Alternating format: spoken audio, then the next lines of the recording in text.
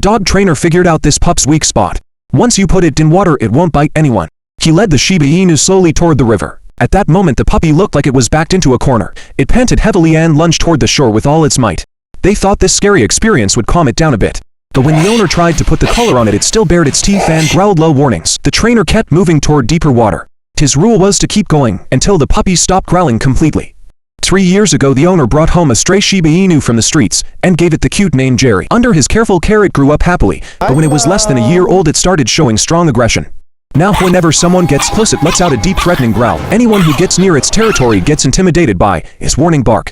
Once its paw got tangled in a steel cable on the ground. The second the owner reached out to help, it suddenly bit down. A few days later the owner took out a bow tie to take a photo of it and got badly bitten too. The wound was serious. Even after healing there were still obvious bite marks left. The owner's parents couldn't escape getting bitten either. One day his mom took Jerry out for a walk.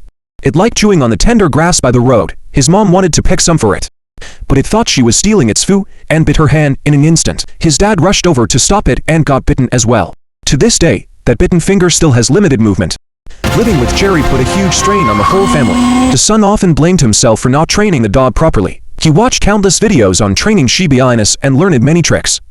But they barely worked on Jerry. When given commands Jerry would obey. But it always did so with a reluctant look and bared teeth. The owner only had 3 months left until his wedding. For the safety of his future wife and kids he decided to call in a dog trainer.